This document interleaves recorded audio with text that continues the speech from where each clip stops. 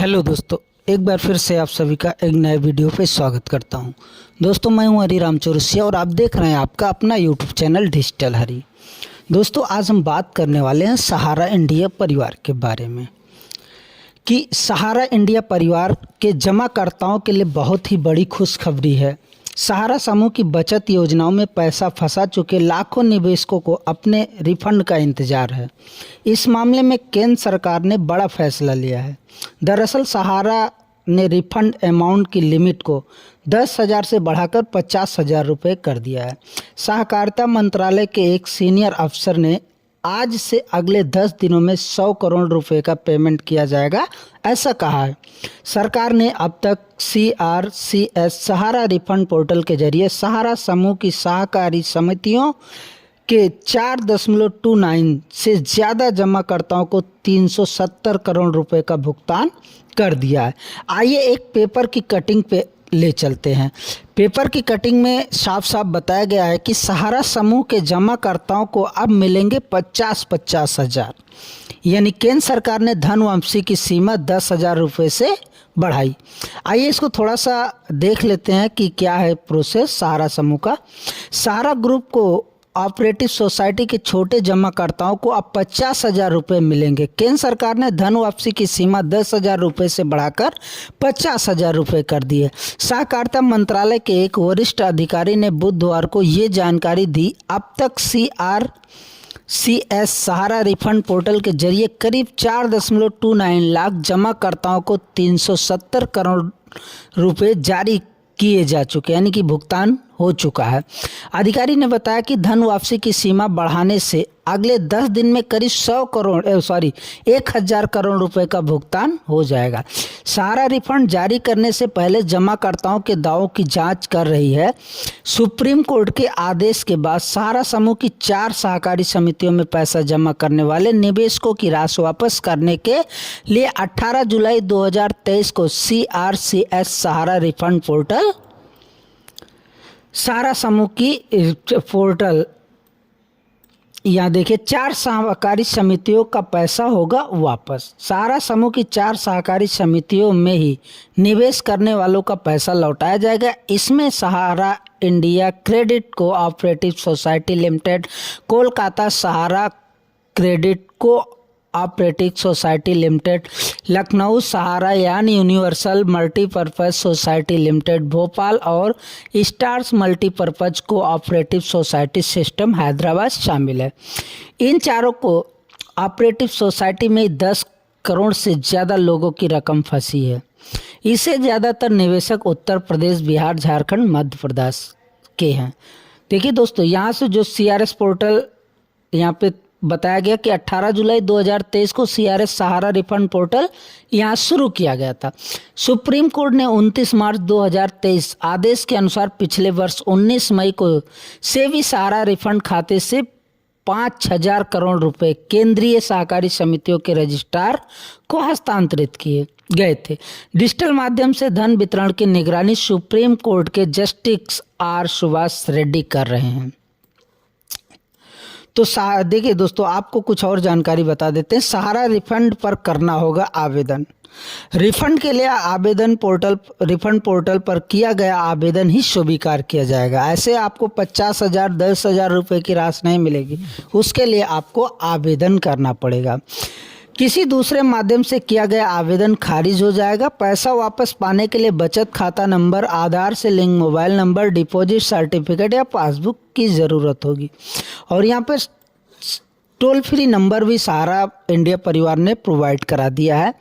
मंत्रालय ने toll free number जारी किए हैं जिन पर किसी भी सवाल के लिए फ़ोन किया जा सकता है, जिसका कॉन्टैक्ट यानी हेल्पलाइन नंबर आपके सामने है 1800-103-6891 और 1800-103-6893 नंबरों पर निवेशकों का जवाब पा सकते हैं। क्लेम दाखिल होने के 30 दिन के भीतर सत्यापन हो जाएगा और 45 दिन के भीतर पैसे खाते में ट्रांसफ़र कर दिए जाएंगे।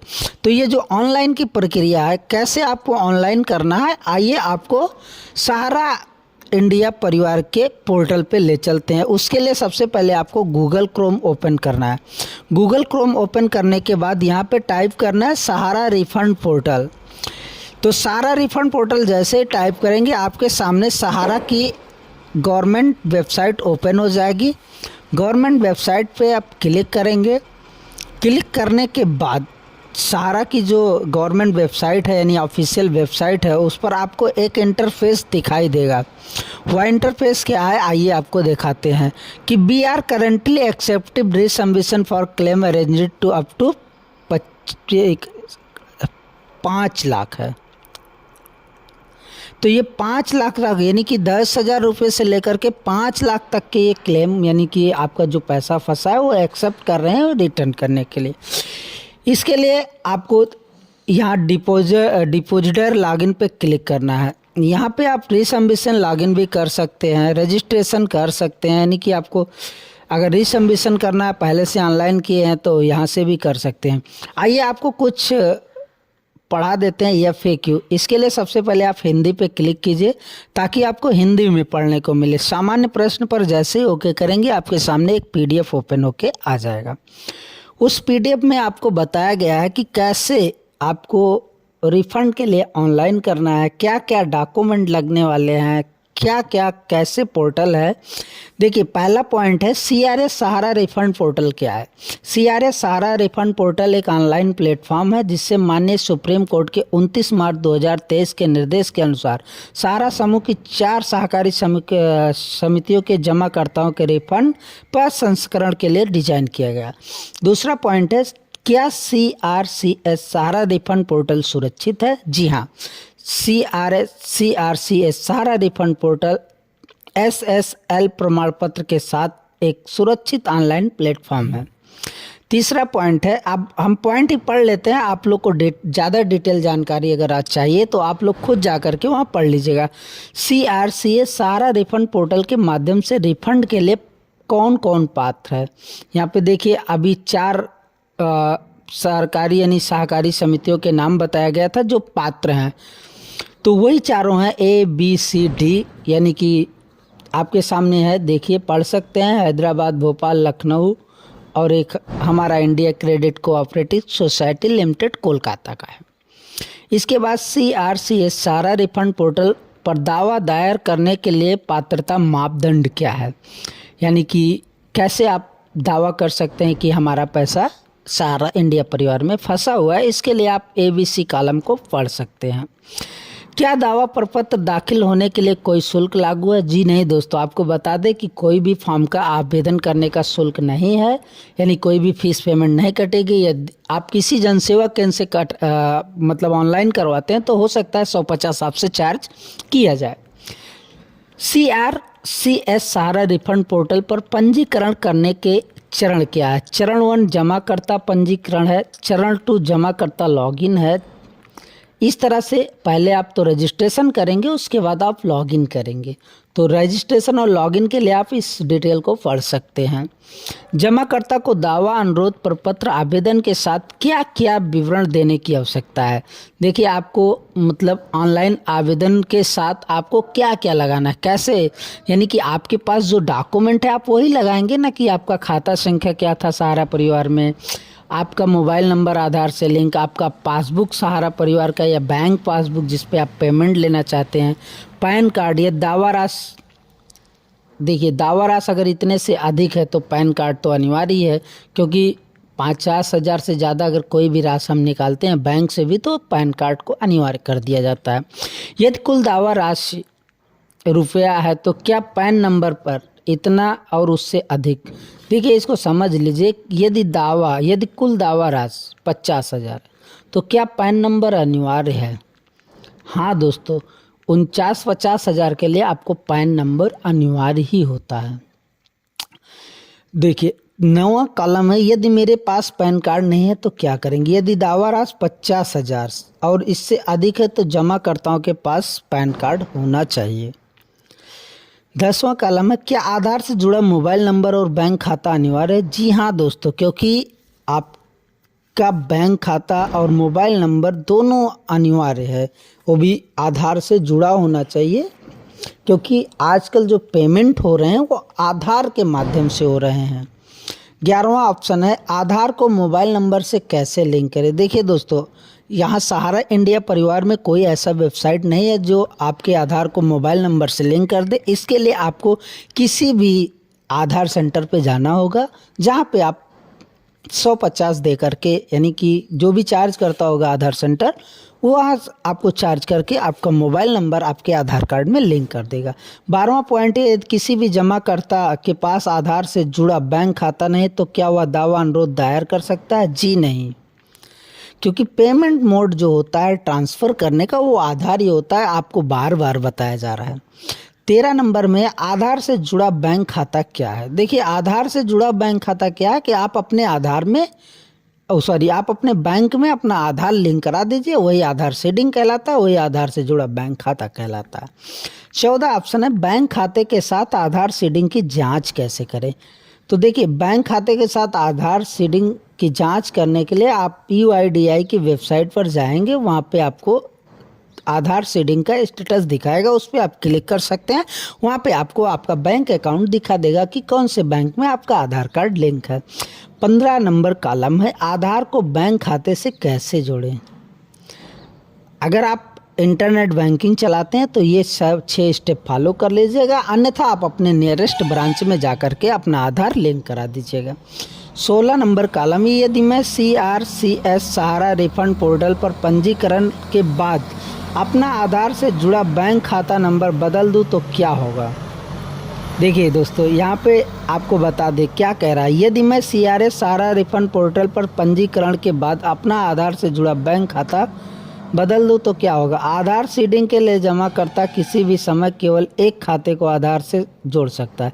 यदि ग्राहक कई बैंकों को सहमत देता है तो CRS सहारा रिफंड पोर्टल की राशि नवीनतम वर्तिया प्राप्त खाते में जमा की जाएगी, जिससे national payment corporation of India, जिसको बोलते हैं NPCI, जो सभी आधार भुगतानों का प्रबंध करता है, के साथ मैप किया गया है। आपका पेमेंट आधार से लिंक होगा, चाहे जिस बैंक में होगा वहीं पे पेमेंट चला जाएगा, बेशक आपने ऑनलाइन करते समय दूसरा अकाउंट नंबर दिया होगा। 17 नंबर कॉलम में मैं अपना आधार सीडेड बैंक खाता कैसे बदल सकता हूं? जमाकर्ता को व्यक्तिगत रूप से अपनी संबंधित होम बैंक शाखा में जाना चाहिए और आधार सीडिंग फॉर्म जमा करना चाहिए। आपको बता देते हैं कि कैसे आप बदल सकते हैं। NPCI के पोर्टल पे जाकर भी आप चेंज कर सकते हैं बिना बैंक गए हुए, अन्यथा आप अपने नियरेस्ट ब्रांच में जाकर के चेंज करा सकते हैं। उसके बाद 18 नंबर कॉलम में, क्या जमाकर्ता की आधार जानकारी पोर्टल पर संग्रहित की जाती है? जी नहीं की जाती है। 19 नंबर है, दावा प्रस्तुत करने के लिए कौन कौन से दस्तावेज संलग्न करने होते हैं? जमाकर्ता के पास प्रमाण पत्र यानी पासबुक होना चाहिए, दावा अनुरोध प्रपत्र होना चाहिए, पैन कार्ड होना चाहिए, 50,000 से अधिक की राशि है। क्या जमाकर्ता किसी भी फाइल प्रारूप में दस्तावेज अपलोड कर सकता है? दोस्तों, जमाकर्ता दस्तावेजों को PDF, JPG, PNG, JPG-2 में अपलोड कर सकता है। 21 नंबर कॉलम है दोस्तों, क्या जमाकर्ता को एक ही दावा प्रपत्र में सभी जमाओं का विवरण प्रदान करने की आवश्यकता है? जी हाँ दोस्तों। 22 नंबर कॉलम है, यदि किसी जमाकर्ता के पास एक से अधिक जमा खाते हैं तो उसे क्या करना चाहिए? हाँ, ये दोस्तों पॉइंट को हम लोग पढ़ लेते हैं। ये जमाकर्ता के पास कई जमा खाते हैं तो जमाकर्ता को उन सभी के लिए एक ही दावा आवेदन पत्र भरना होगा। हालांकि जमाकर्ताओं को प्रत्येक खाते के लिए मूल जमा प्रमाण पत्र यानी CD या पासबुक की व्यक्तिगत रूप से स्कैन कॉपी को अपलोड करना होगा। 23 नंबर कॉलम में, क्या जमाकर्ता द्वारा प्रस्तुत किए गए दस्तावेज सत्यापित किए जाएंगे? हाँ जी दोस्तों, बिना सत्यापित किए आपको पेमेंट नहीं किया जाएगा सहारा इंडिया परिवार की तरफ से। 24 नंबर कॉलम में, क्या जमाकर्ता दावा प्रपत्र जमा करने के बाद और दावे जोड़ सकता है? जी नहीं दोस्तों, कोई भी फॉर्म भरते हैं अगर उसको हम फाइनल सबमिट कर देते हैं तो उसमें कोई भी संशोधन नहीं कर सकते हैं। हालांकि कुछ ऐसे फॉर्म होते हैं जिसमें बाद में संशोधन आता है तो उसको कर सकते हैं। 25 नंबर कॉलम में, दावा किए गए डेटा को सत्यापित करने के बाद जमाकर्ता को क्या करना चाहिए? देखिए, दावा किए गए डेटा को सत्यापित करने के बाद दावा प्रपत्र डाउनलोड करें और प्रिंट करें, अपना हालिया फोटो चिपकाएं और फोटो के साथ फॉर्म पर हस्ताक्षर करें। अंत में क्लेम फॉर्म को स्कैन करें और अपलोड करके सबमिट कर दें। अब 26 नंबर कॉलम है, जमाकर्ता को कैसे पता चला गया कि उसका दावा प्रस्तुत करना सफल रहा? इसके लिए दावा सफलतापूर्वक प्रस्तुत करने का पोर्टल पे एक पावती संख्या दिखाई देगा, जिसके आपके पंजीकरण नंबर पर एसएमएस के द्वारा भेजा जाएगा।